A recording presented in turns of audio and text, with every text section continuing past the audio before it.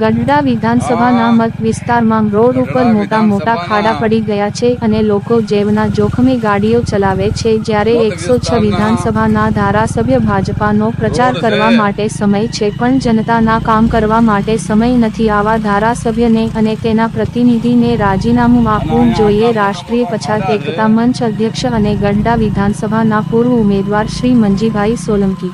ખબર નહીં આ રોડ કેટલા વર્ષ પહેલા બન્યો છે. ગઢડા 107 વિધાનસભાના ઉમેદવાર પોતાની સીટ ઉપર પ્રતિનિધિએ નિમવામાં આવ્યા છે. એ પ્રતિનિધિને કયો આ વિસ્તારમાં આવવાના ખાડા જોવો, રોડમાં જોઈ જુઓ. આ ભાજપનો ભય, ભૂખ અને ભ્રષ્ટાચારનો જીવતો જાગતો એક નમૂનો છે. જોઈ લો, દલિત સમાજની આરક્ષિત સીટ ઉપર આવા લે ભાગુ તત્વોને તમે મૂકો કે પાર્ટી આવા જ લોકોને ટિકિટ આપે છે જેથી કરીને વિસ્તારનો સમાજનો વિકાસ ન થાય. આ ખાડા એનું જીવતું જાગતું સબૂત છે.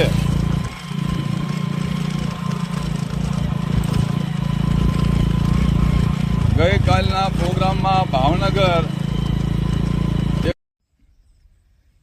મારું નામ મંજીભાઈ સોલંકી, રાષ્ટ્રીય પંચાયત એકતા મંચ રાષ્ટ્રીય અધ્યક્ષ અને ગઢડા વિધાનસભાના પૂર્વ ઉમેદવાર. આ લોલિયાણાથી મેલાણાનો માર્ગ છે અને એ માર્ગ ઉપર જતા આવતા લોકોને એટલી પરેશાની થાય છે, એટલા ખાડા પડી ગયા છે. આ તમે મારી સામે જોઈ શકો છો. અને ગઢડા વિધાનસભાના ધારાસભ્ય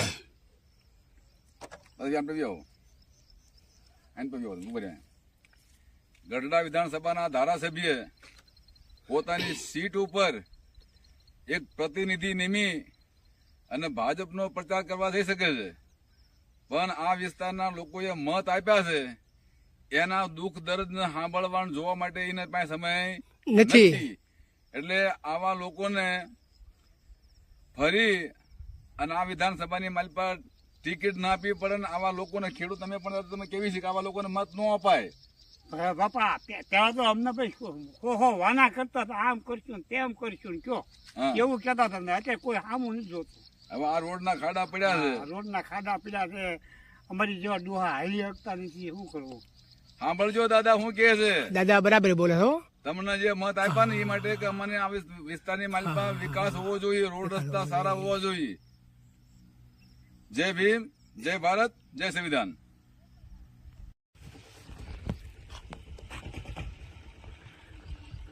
આ રોડ ઉપર એટલા મોટા મોટા ખાડા છે, ઠેઠ જ્યાં સુધી નજર જાય ત્યાં જોવો તમે. આ મેલાણાથી લોલિયાણા સુધીનો રોડ છે અને સાઈડમાં કોઈ તરી શકે એમ છે ને અહીંયા પણ આટલા મોટા મોટા ખાડા છે. આ જોઈ લો.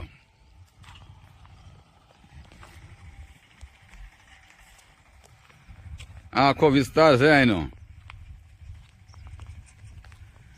જ્યાં જોવો ત્યાં નકરા ખાડા. અને પ્રતિનિધિને મૂકેલો એ ભાઈ ત્યાં શું આવે.